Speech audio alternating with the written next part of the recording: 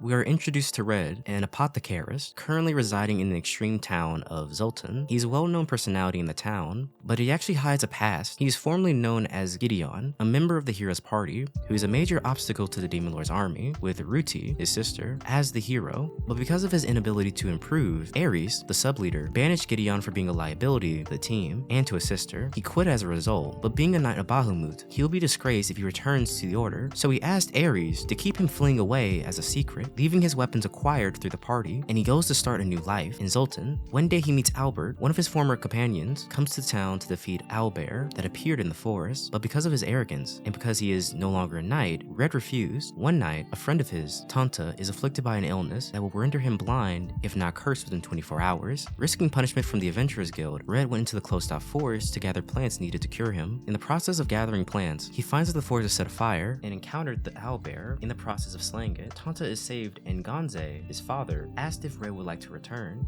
This resulted in Red getting his own apothecary building, built by Gonzo. With materials Red purchased, it becomes the start of a quiet life for Red, being what he always wanted. As Red is awaiting for customers, a familiar face enters the drugstore, this being Red, with this being short for her full name, Rizlet, a princess of the Duchy of Longarvia. With this being a major military power, she is now in Zultan, with this being the town that Red resides in, to escape a power struggle with her family about to be torn apart. She intends to live with Red now, which he reluctantly accepts. As Red is settling in with Red, his former companions are making another move, with new recruits, notably Tissy Garland, gifted with the divine blessing of assassins. The episode also mentions their backstory. Red, formerly known as Gideon, a member of the hero's party, who would later affiliate themselves with the Duchy of Longarvia. Red is a brash B-rank adventurer who claims that the Duchy won't need the help of the hero, but while battling the advances of the Demon Lord's army, Rizlet suggested to her master, the Duke of Longarvia, that she lead her raid into the food store of the Demon Lord's army, with this being an utter failure. And to her shock, she finds out that her master was none other than Shasandan, the multi-limbed general of the Demon Lord's army. She was nearly killed at the hands of her master's minions. Thanks to Gideon's timely intervention, sensing something was wrong, she's saved. The hero was able to slay her master, doing so with ease, but this already put a dent into her pride as an adventurer. She would mope around for a while until she got a pep talk from Gideon, regaining her will to fight and eventually defeat the Demon Lord's army. After Red went shopping for a bed from Storm Thunder's shop, she and Red successfully had the safe painkiller Red concocted approved for distribution. With this being because of Red's connections, but it is angrily refused at first by Dan, the one in charge of approvals, because of a similar medicine, but with addictive properties, being approved months earlier, and he was blamed for its impact. With the painkiller approved, they needed another product to market with. The two of them then make and sell a health supplement for the common cold and fever remedy in a form of a cookie to eliminate the bitter taste which turns off customers, with the selling out in hours, which is another success product from the duo. Meanwhile, Daniel is getting sick of Ares, with this being the way he's running things, as their first mission with the desert people and the search of the Demon Lord's weapon has failed. Knowing that Ares banished Gideon from the party out of jealousy, because of his abilities, he wasn't really a liability.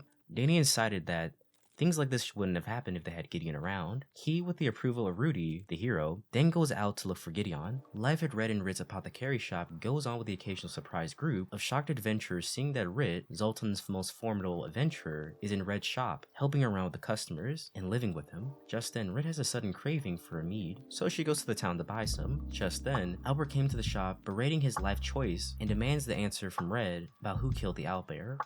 Red denies any involvement with what happened to the owlbear, provoking Albert to attack, but is foiled by Rit's timely arrival. She gets so angry about to kill Albert, he came near them in a split second, a bottle of mead in hand. Later, as they visit Zeph's sauna, they notice a real lack of customers. Is it because of the new competition? A bigger and more fancier sauna building for the nobles? Noah scolded Zeph for his defeative attitude, saying they're going to keep coming back to the sauna. Later in Red's house, as Red and Red, Noah and Tanta meet over tea, Red had an idea of using potpourri sack in the sauna itself. The idea is successful and earned the place a lot of customers.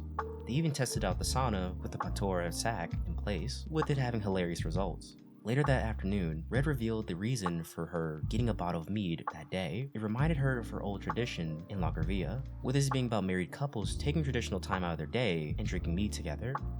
Meanwhile, Theodora asks Tisei if she feels like joining the party was a mistake, this being the hero's party, as the hero's party is encountering failure after failure, causing squabbles amongst the group, and causing it to fall apart, something that according to Theodora is not existing when they had Gideon, this being Red. The Adventurers Guild pays a visit to the apothecary shop to convince Rit to go back into adventuring again, to the point of bribing even Red with all sorts of things, but they, especially Rit, is refusing the request. Red would give her an amber bracelet afterwards. Meanwhile, the Thieves Guild wants Rit to get back into adventuring, preferably on their side, as well for the fear that she could become a problem in the future if she goes solo again. They then convince Deer to blackmail Rit into going back into adventuring, but he fails as well. His tactics of mentioning her royal rank failed. Rit remembers the time before the forces of Lagravia and the party vanquished in the Demon Lord's army, when Lagravia is in a pinch and the party went into the nearby duchy of Senland to ask for help, but they had to cross the bewitching woods, an area where no human dares to enter. With the help of their friend, Jorandrella, a high elf, immune to the effects of the woods, Rit thought Jorandrella likes Gideon, but she was wrong. In fact, she urged Rit to pursue his love. They even saw the power of Ruti, the hero, firsthand, as she lays waste to the Demon Lord's army. Rit later split from the hero's party to rebuild her homeland and journey on her own later on. Speaking of Ruti, she knows Ares did something to make Gideon leave the party, as she could see through his lies, causing her to punch him to nearly death. Luckily, she healed him just in time, and now she could feel the hole in her brother left behind. While on a medicine delivery to Dr. Newman's clinic, Red saves Jackson, a victim of poisoning, which the doctor diagnoses as a necrotic drug overdose caused by the recent approved painkiller. Red decides against investigating after taking a swimming picnic break with Red by the river, with this being a chance of them getting closer. Al, Tanta's friend, reveals that she has unlocked her blessing, that of the Weapon Master. Several members of Albert's party, gone berserk, attack Red until Albert kills them. Meanwhile, Danian reaches Zultan looking for Red and meets a man named Boo, who is also looking for Red. Red remembers how as a kid, he would invent reasons to hold Riddy's hand and promise to become a knight so that he can go adventuring with her. Dr. Newman suddenly arrives with the injured Al. Meanwhile, as the hero's party is resupplying at an oasis in the Blood Sand Desert in preparation of another quest, Tissy learns of Riddy's lingering misery caused by her brother's absence. When Al recovers, he says that Adami came to their house and attacked him and his parents with an axe, but luckily, Al's parents are found alive by Red and Dr. Newman. News that Adami vanished after the attack rose the people of Southmarsh in protest, claiming he's being sheltered by the town's guard, led by Mion, Adami's father. After they hear that Tanta was taken away by the town's guard for questioning, Red and Rit pull strings to arrange a meeting with Moen and Tanta. Moen apologizes for Tanta's treatment, but vehemently refuses to consider that his son might have become a potential murderer due to the urges of his blessing, and commissions Rit to find the source of the drug. While Al is in the apothecary, a stranger arrives and gives him a red-bladed shuttle,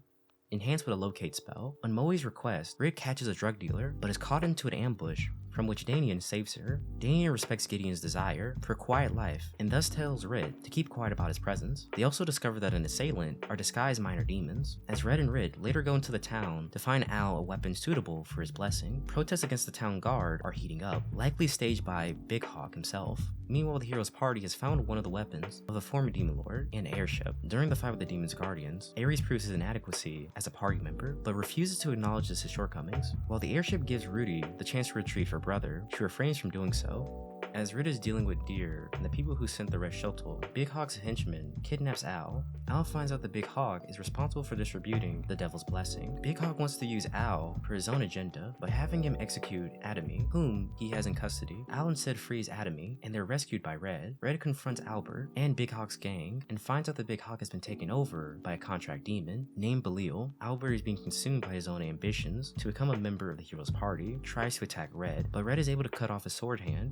Albert and Big Hawk are arrested by the town's guard, and Al and Adami reveal Big Hawk's plan to the public, alleviating the crisis. A few days later, however, Boo visits the possessed Big Hawk in prison, revealing himself as Shisodan, the Demon Lord's general, supposedly slain by Ruti, who scolds Belial for making humans aware of the hidden potential about the Devil's Blessing. After making a new contract with Albert, Belial breaks them both out of jail to join the hero's party, only to have Ruti drawing her sword at them. As Red and Red start marketing hand warmers for the winter, Boo applies as a B-rank adventurer in Zultan. Ruti receives some Devil's Blessings from Belial, and wanting more, abandons the hero's party and departs to Zultan in the airship with Tissy. They arrive at Zultan, masquerading as simple adventurers. Tissy chances upon Red at a roadside food stall. They recognize each other as seasoned adventurers, which Tissy reports to Ruti. Later, Red and Rid are led to a fairy dragon hamlet to see a patient, an archfey named Udine, who is affected by the magical drain spreaded in Zultan due to the presence of a very powerful entity. Ruti and Tissy break Godwin, the creator of the Devil's Blessing, out of prison, and in order to treat the injuries he sustained in the process, they seek out the local apothecary, which leads to an unexpected reunion with her beloved brother. As Red and Ruti catch up, Aries' treachery comes to light, and Ruti announces that she wants to stay with her brother, thus giving up on becoming the hero. As she returns to the end, Ruti experiences a sudden spell of sickness, compelling her to look at a set of elven ruins, rumored to be in the area, to serve as a secret laboratory for making demons' blessings. Boo is revealed to be responsible for the recent magic drainage through the use of an enchanted crystal heart.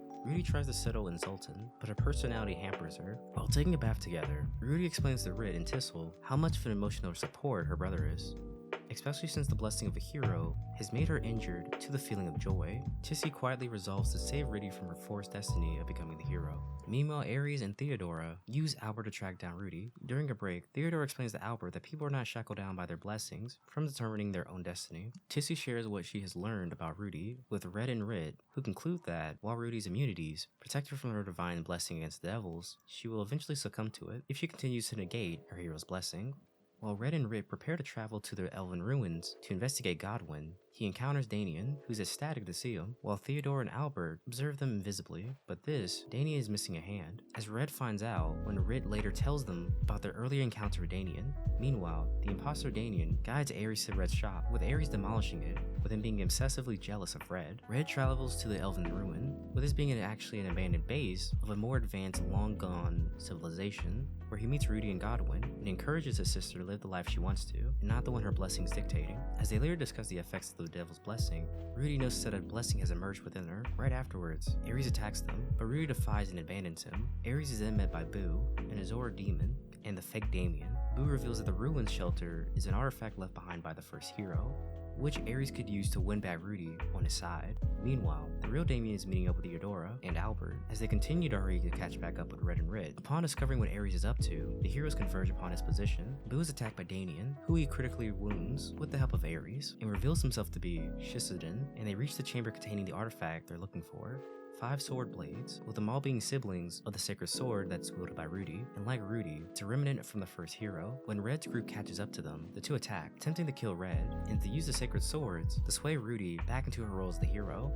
Theodora appears and attacks Ruti, trying to steer her back into a position of being the hero. Rit protests against this, pointing out the one that carries the hero's blessing is not the only sole person in the world that can become the hero, saying it's the will of the people that makes the hero. Red, Ruti, Rit, TC, and Godwin rise against their enemies. Red kills Ares, but Shisudan tricks Ruti into touching one of the sacred blades, subjecting her back to her hero's blessing. Under this urge, she starts to attack Red, but her blow is intercepted by TC. Red manages to disarm Ruti, freeing her from the sacred hero's blessing, but her blessing has been nullified. Theodora heals TC's mortal wounds, and they all come to the same conclusion and realize that the hero's blessing does not dictate the one's blessing, and they all converse, agreeing that they shouldn't be dictated by their blessings, and should instead follow what they want to do. In the aftermath, Ruti and TC relocate at Zultan, where Ruti is bestowed with her new blessing, which is able to suppress her previous hero's blessing. Red now fully accepts Rit as his wife, except for the occasional emergency, which Ruti chooses to resolve. His life in Zultan returns back to being normal, and somewhere in the wilderness, Yarandrala encounters Godwin, who tells her about Red and Ruti's whereabouts, prompting her to rejoin them back in Zultan.